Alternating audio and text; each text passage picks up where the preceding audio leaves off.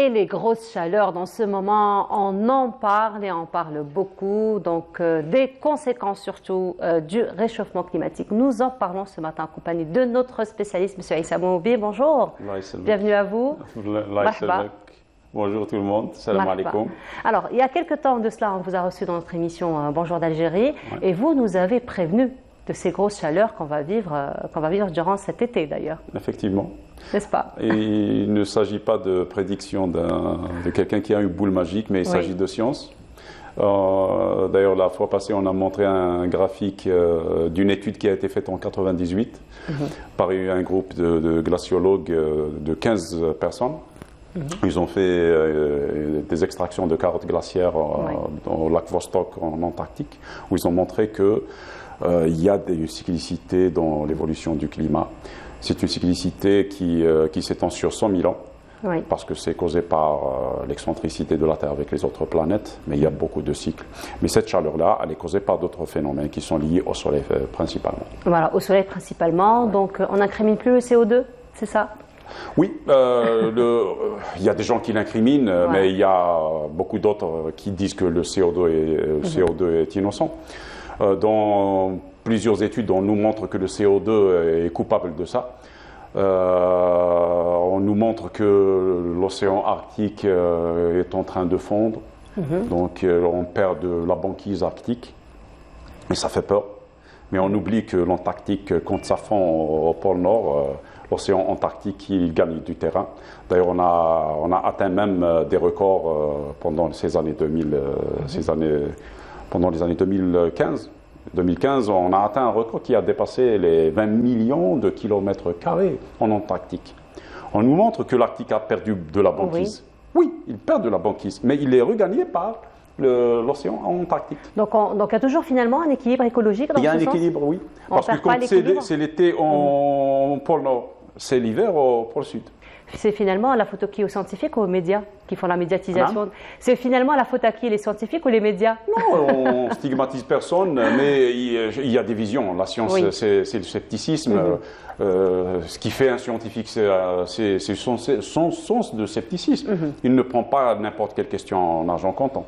Il pose toujours des questions. Il cherche toujours, quand on évalue un travail scientifique déjà, quand on évalue un article scientifique, on a évalué un projet de recherche, une thèse de doctorat, on est toujours sceptique quand on pose des questions. Comment vous avez eu ces résultats? Parce que je peux vous biaiser, je peux biaiser une étude avec des statistiques, avec des études, et on pose des questions sur ça. Voilà, effectivement. Donc c'est vrai que dans la communauté scientifique, il y a toujours des avis divergents et toujours donc basés sur des arguments concrets, des arguments scientifiques. Parce que la nature, parfois, elle est paradoxale. Exactement. Il faut solidifier ces arguments avec des preuves surtout. Parce que dans les mois, avec des moyens statistiques, les moyens statistiques qu'on a, dans les mois 4 chiffres, je peux vous faire une girafe rectangulaire ou triangulaire avec des programmes informatiques.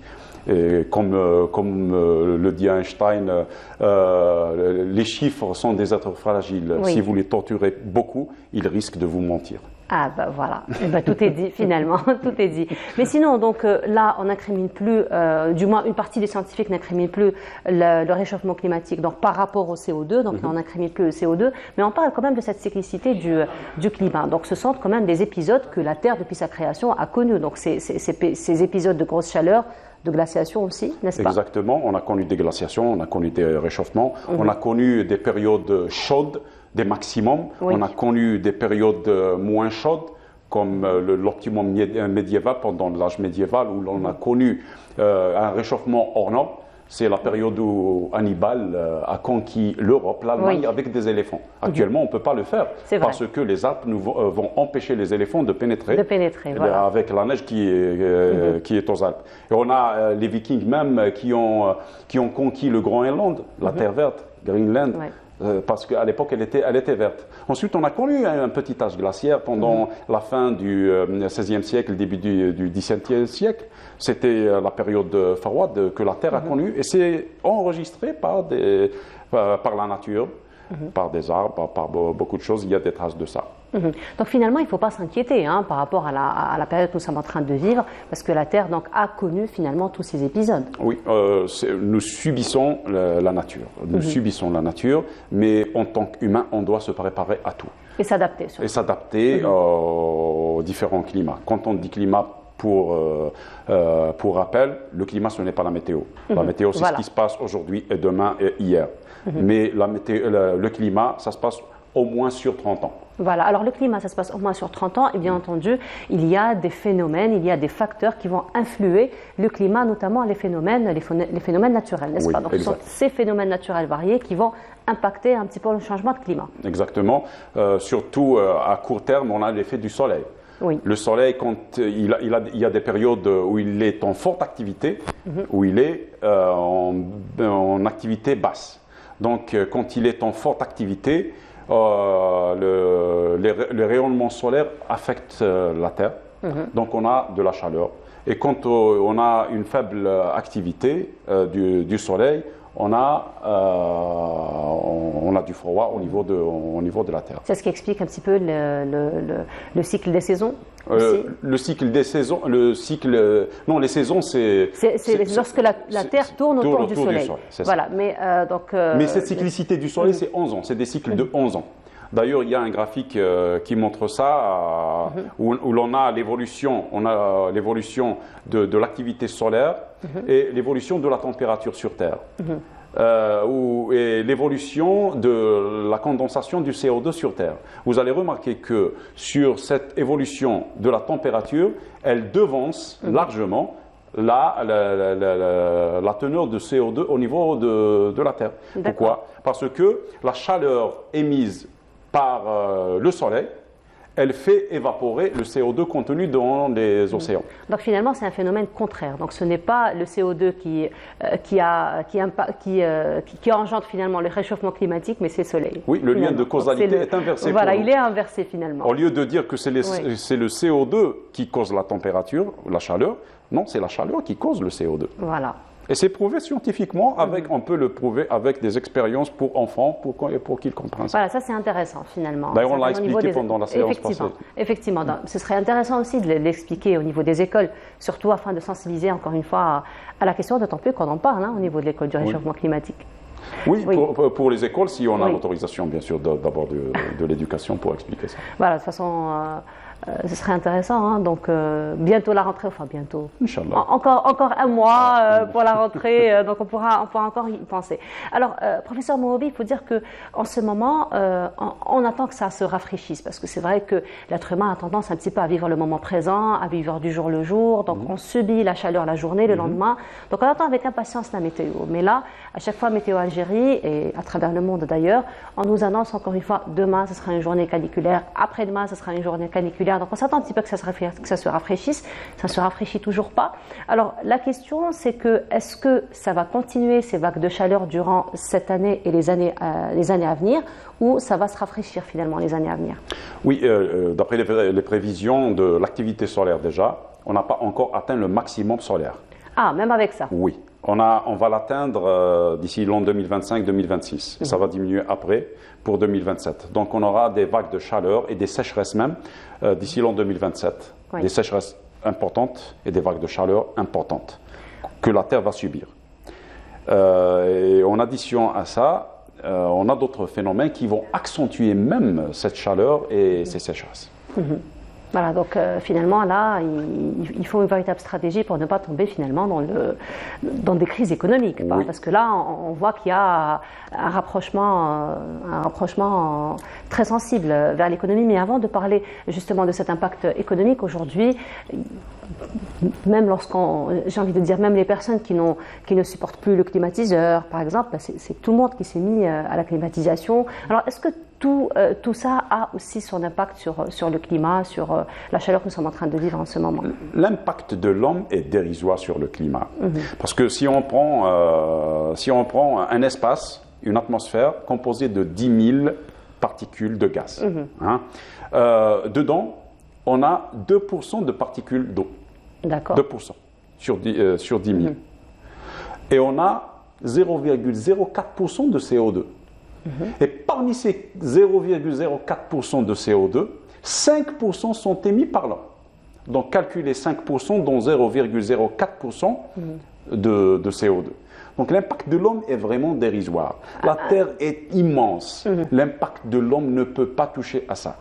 Et malgré que le CO2, si vous dites que l'homme ou le CO2 en général va toucher, va contribuer à ce réchauffement-là, la vapeur de l'eau est plus importante. L'impact de la vapeur de l'eau est plus important. Parce qu'on oublie que la vapeur de l'eau a un impact sur le réchauffement 20 fois plus qu'une particule d'eau, a un impact 20 fois plus prononcé qu'une particule de CO2. Voilà, donc le CO2 a de la chance avec vous, l'être humain a de la chance avec vous, finalement.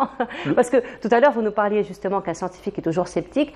Et là, c'est vrai qu'il y a des avis très, très divergents par rapport à la responsabilité de l'homme sur ce réchauffement climatique. Oui, chacun avec ses arguments. Chacun avec ses arguments. Comme on l'a dit. Voilà, chacun avec ses arguments.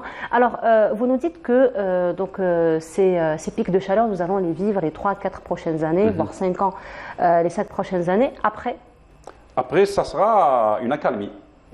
D'abord, ce réchauffement qu'on va vivre, ça sera additionné avec un phénomène cosmique, qu'on appelle les rayons cosmiques, qui pénètrent parce que les rayons cosmiques, c'est quoi? C'est des différents rayons qui pénètrent dans la Terre, ils viennent de l'espace, de la galaxie ou d'autres galaxies. Ils pénètrent dans l'espace de la Terre. En addition avec les molécules de l'air qui sont sur Terre, dans l'atmosphère terrestre, on a des ions. Ces ions-là, avec leur force d'attractivité, ils contribuent à la formation des nuages. Il s'agit d'une étude danoise très sérieuse. Donc cette formation de nuages-là, elle contribue d'abord à réfléchir les rayons du soleil dans l'espace. Donc on n'aura plus beaucoup de chaleur sur Terre. Et on aura une pluviométrie importante. Et il y a des périodes qui laissent ces rayonnements passer au niveau de la Terre, c'est la faible activité du Soleil. Donc il y a faible activité, les particules du Soleil sont absentes, elles laissent les rayons cosmiques entrer dans la Terre. Et quand il y a forte activité, le magnétisme de ces particules du Soleil empêche les rayons cosmiques d'entrer sur Terre. Et ça contribue à avoir des sécheresses et des chaleurs. Voilà. Et c'est la raison pour laquelle l'hiver passé, on a eu des sécheresses.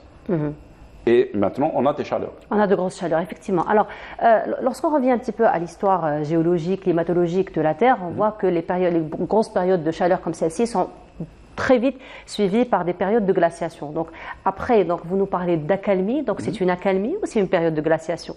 Ou il sera après la période de glaciation? Maintenant, c'est des prévisions. Parce qu'on fait ça avec des calculs statistiques. Moi-même, j'ai fait quelques calculs, quelques prévisions avec des modèles pour dire qu'un modèle n'est pas une preuve. Un modèle, ça reste un modèle, c'est une prévision. Parce que le climat, c'est très complexe pour maîtriser tout. Il est imprévisible parfois. Il y a beaucoup de variables Effectivement. Pour dire que je suis climatologue, il faut maîtriser plusieurs domaines. Il n'y a pas une profession de quelqu'un qui s'appelle climatologue. Il est issu de plusieurs sciences. Donc cette accalmie, il y aura une accalmie. D'après les statistiques, les modèles statistiques, d'ailleurs il y a même des graphiques qui nous montrent que les 3 cycles solaires passés, ils sont en nette descente. On a une descente, c'est-à-dire que le cycle actuel est moins fort que le cycle passé, et le cycle passé est moins fort que le cycle qui était avant lui, et on est en train d'entrer dans une période d'accalmie. Et on risque même, il y a des études qui le montrent et qui le démontrent, que d'ici l'an 2030, on peut entrer dans une période de glaciation. C'est-à-dire qu'on va vivre des hivers que l'humanité n'a jamais... Les hommes qui sont actuellement sur Terre... La Terre l'a connu, mais les hommes ne l'ont pas connu. Nos grands-pères et nos parents quand ils nous disent les hivers d'antan, eh ben, même eux, hivers d'antan, ils ne les ont pas vécus. D'accord, donc là, il va falloir penser à d'autres tenues vestimentaires, finalement, à d'autres codes vestimentaires, finalement. À d'autres codes, à d'autres tenues et à d'autres politiques économiques afin d'affronter ça. Voilà, et l'Algérie a les avantages pour ça. Alors justement, j'y arrive, la politique économique, parce que là, vous nous parlez dans 3-4 ans d'une grosse sécheresse. Grosse sécheresse a un impact direct donc, sur l'économie. Pour ceci, nous avons besoin d'une stratégie, nous avons encore une fois besoin de prévisions. Alors, nous sommes avantageux, nous sommes désavantageux par rapport à cette situation? Pendant cette période de sécheresse, l'Algérie qui est dans une région maintenant semi-aride et peut-être aride,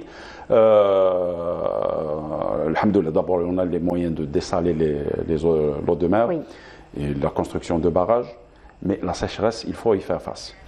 Mais le véritable rôle de notre pays, de l'Algérie, ça va venir après les 3 ans, 4 ans qui vont venir. C'est pour préparer à alimenter l'Europe et d'autres pays avec les moyens agricoles de l'Algérie.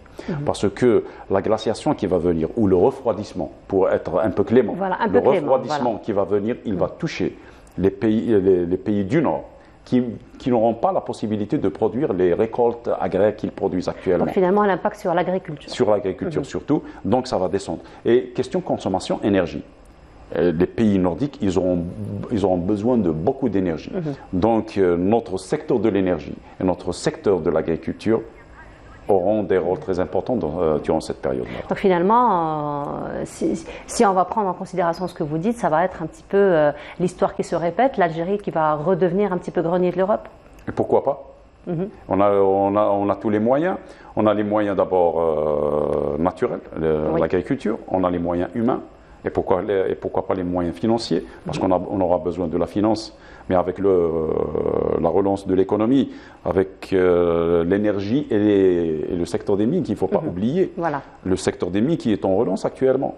Parce que, si vous voulez qu'on entre dans les détails encore plus, quand on parle énergie renouvelable, ce mot que je n'aime pas, parce que ce n'est pas renouvelable, c'est des énergies intermittentes, mais on peut entrer dans cette politique-là en étant comme base dans le premier maillon dans la chaîne de valeur mondiale, question fourniture de matières premières pour la construction des énergies renouvelables. Parce qu'on aura besoin de métaux afin d'avoir des PV, des éoliennes et ainsi de suite. Et l'Algérie regorge de toutes ces ressources-là. Effectivement. Et puis même sur le plan climat, encore une fois pour revenir sur le climat, l'Algérie a beaucoup de potentialités par rapport à cela pour produire justement encore une fois de l'énergie. Oui. Intermittentes, pour ne pas dire renouvelables. Les énergies intermittentes, oui, et pour produire les ressources agricoles, parce que quand le climat, la température va descendre, d'ici l'an 2030, 2040, 2050, parce qu'on ne sait pas, peut-être que le refroidissement va durer 1 décennie, 2 décennies, 3 décennies. Il y a des modèles qui disent qu'il va durer jusqu'à l'an 2100, et c'est dur pour la Terre. Oui. Pour l'humanité. Et donc, on aura le climat peut-être du sud de l'Europe ou de l'Europe du centre. C'est-à-dire, on aura le climat des pays qui produisent actuellement le blé sans irrigation. D'accord. Donc, on aura moins de frais à débourser et on va contribuer à alimenter le monde. Alors aujourd'hui, on parle beaucoup d'émergence, de start-up. Il faut dire que les jeunes aujourd'hui, ils sont impliqués, ils sont très créatifs, surtout très innovants, très créatifs. Beaucoup de dispositifs leur facilitent un petit peu l'investissement. Alors, quels sont un petit peu finalement les métiers, je n'ai pas envie de dire d'avenir parce que 3-4 ans c'est demain, ça passe tellement vite. Alors quels sont les métiers finalement auxquels on devrait penser, qu'on devrait d'ailleurs encourager pour soutenir un petit peu cette politique et cette stratégie pour encore une fois relancer l'économie? Vous êtes en train de développer une théorie quand vous parlez de ça. Je me base sur les arguments que vous donnez. C'est une théorie qui existe en économie, c'est la théorie schumpeterienne. Oui. Schumpeter, c'est un économiste autrichien mais qui a travaillé aux États-Unis. Il parle de la destruction créatrice. C'est-à-dire qu'au fur et à mesure que l'humanité avance, il y a des métiers qui disparaissent, il y a des métiers qui naissent. On peut avoir actuellement un métier mais qui va disparaître après, mais on aura des métiers qui n'ont pas existé avant. Donc avec cette évolution du climat, on peut avoir beaucoup de métiers. Avant, le métier de fabricant de climatiseurs, on n'avait pas. Mais après l'invention du climatiseur, on a des gens qui sont spécialisés en climatisation. Des métiers de lumière, on ne l'avait pas avant l'invention de la lumière. Donc avec cette évolution du climat, on peut avoir d'autres métiers. Et avec même l'université qui contribue. D'ailleurs, Et à l'université de Béjaïa, on a fait soutenir, il y a un mois de ça, un master de 2 disciplines, économie et informatique, où est née une start-up qui a développé un logiciel de gestion de commandes hôtelières avec 2 spécialités. Justement, c'est les dispositifs desquels je vous parlais, parce qu'aujourd'hui, on parle de l'étudiant entrepreneur. Oui. Voilà, donc ce sont finalement des stratégies qu'on peut développer déjà à l'université.